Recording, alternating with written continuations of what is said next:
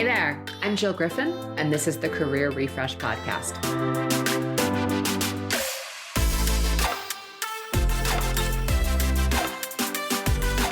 I'm a former media and marketing executive turned career strategist and strengths coach.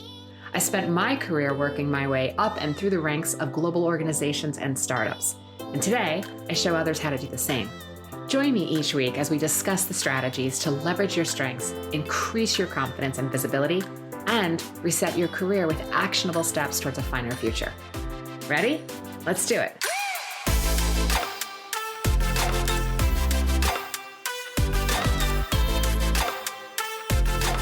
Hey friends, welcome back. I want to just take a moment and thank you and thank the hundreds of you who have reached out in response to my article that I published on the Huffington Post. The title of the article was, I hid my disability for 6 years, and when I stopped, my entire life changed. I'll put the link to that in the show notes if you do want to read it, but I wrote the article with the hopes that we would create awareness of the challenges and obstacles that your colleagues may be facing, but you don't even realize it. So I want to share two of the recent responses that I received. The first is from a woman who said, I wanted to reach out because your article in the Huffington Post made me cry. I have severe Meniere's disease, and I have many of the same triggers that you do. I've always felt that I was not truly disabled because people can't see my disease, and I hide it as much as possible. Thank you for writing your article. It has given me a completely new perspective. And then the other comment came from a man who just said, Jill, I read your piece in the HuffPo and I finally feel seen. You have given me language to express to others what it is that I go through. My hope is to create a broader culture of inclusion in the workplace. My goal is to help others create a career well-being that works for them and is not dependent on a locale or a single workplace. Your career well-being has to fit sort of in your carry-on, and it has to come with you wherever you go, and it has to be based on you and what you want and not what any workplace says they're going to give to you. As I said recently, that the employee wellness industry is an $8 billion industry, and it ain't working, folks. So we need to take the onus on ourselves. And here's what I mean by that. I always come from root cause resolution, where we need to get to the cause. But right now we need to get to the symptoms. And the symptoms are that so many people are trying to figure out how to work within. So I'm here to give you ideas and tools for how you may want to navigate. And then if enough of us do this, we can create change. So I also want to thank my colleagues for all the love and support that they have given me to help me move mountains. And this is Erica, Brent, and Olivier are just a few to name, and you have been a tremendous joy in my career and in my journey. All right, this week's topic. It's about how to manage your peers and get the people who don't work for you to do work for you.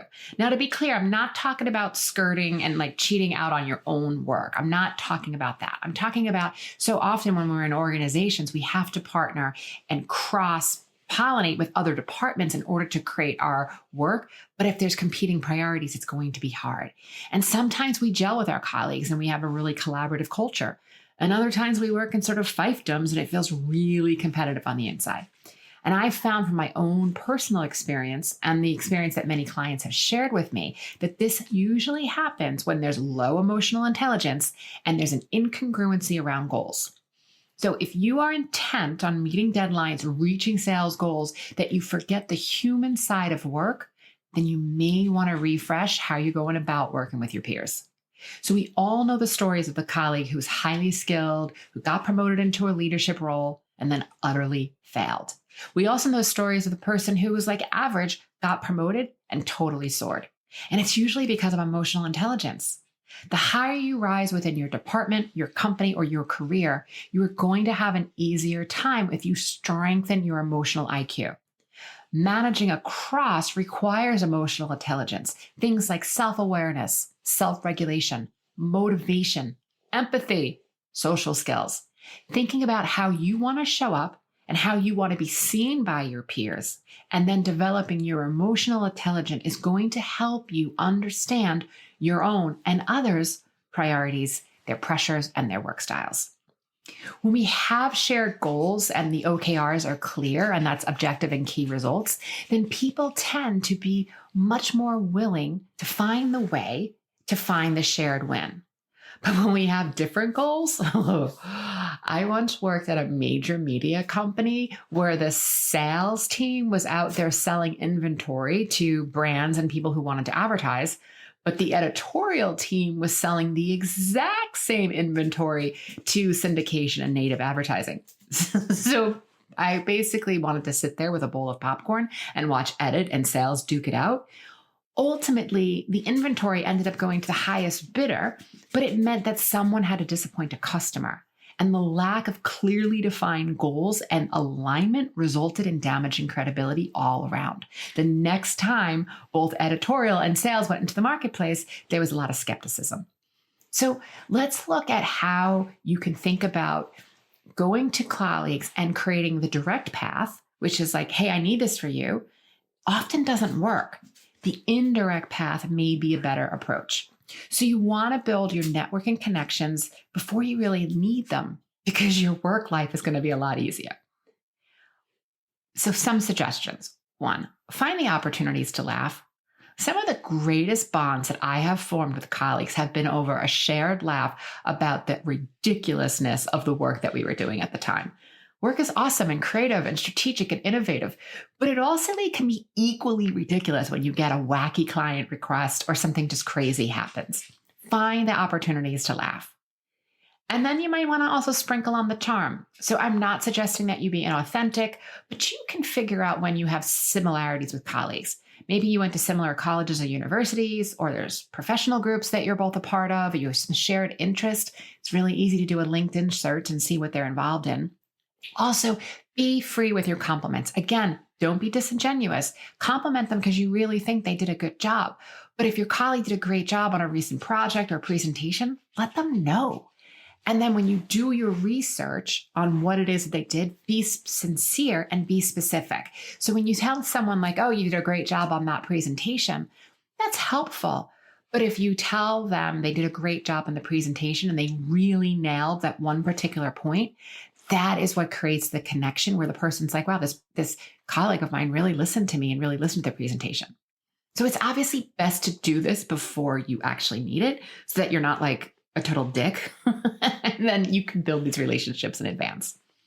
Next, I want you to think about, are there gifts and favors you can do in advance? I'm not talking about payola, and I'm not talking about a bribe. I used to lead a digital media strategy for Absolute Vodka, and I assure you that I made sure that finance, IT, hospitality, business affairs were all kept very well stocked.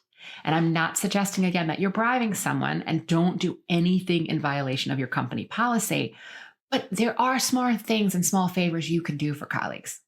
A client of mine recently sent a colleague who had a love of the American Southwest and puzzles, a puzzle of the Red Rocks of Sedona, and it was like $20.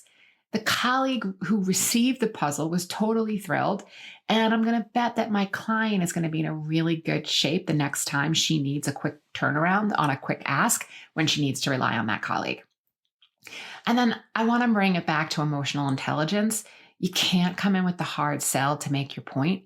You may need to create some self-awareness and be clear on how do you come across. And you might want to deploy some self-regulation so that you're not acting overly emotional. Happy and positive here is good, but angry, competitive, and combative is not the kinds of emotion we obviously want here. That self-regulation will really help you regulate those negative emotions. And you may want to think about motivation, right? Keeping your sights on what it is that you want to achieve, bringing that inspiration and finding that shared win with your colleague. It's going to be really helpful. Tapping into your empathy so that you can garner how the other party might feel about your ask and start to think in advance what obstacles might come up so you can start to strategize how they can feel more comfortable about the ask. And last, use your social skills. Talk a little less, listen a little more. All right, my friend, you can manage those that don't report to you. It just requires a strategic mindset. And listen, I've said this in recent episodes. I'm going to say it again. I want to give you the career wake-up call you are waiting for. If you are always wondering, is this it? you have this like gaping career size hole in you going, I work so hard. I got a good job. I have a good title, but is this all there is? Then I want to help you know your genius and design your career trajectory. I want to help you develop the confidence you need to secure a future that reflects not just your talents, but who you actually are. This is about stopping the job hopping. This is about, even if you want to stay within your company, how you can think about your executive presence, form network relationships, know when to speak up, and if you do, how to do it so that you're eloquent and they're heard, that people can hear you. And if you're experiencing any of these feelings about the job hopping or the frustration or like the wonder, I call it a corporate identity crisis. But the good news, as I've said, is on every side of a crisis is clarity, direction, and possibility for a totally different career. I've helped hundreds of people increase their visibility, create a career narrative, and design this bigger and brighter future using this proven career framework. This program starts soon, this month in February of 2022. And if you want to be in the know, get on the list in the notes, in the show notes, so that you can get all the details. Okay? All right, everybody, have a beautiful week, and I will see you next time. Thanks for listening to the Career Refresh podcast. If you're enjoying this podcast and you want more career and mindset tips, get on my email list by going to jillgriffincoaching.com. I'll also put that link in the show notes. But before you go, please rate and review this podcast, as it helps me get the word out to people everywhere so they can also thrive in the workplace. I'll see you next time.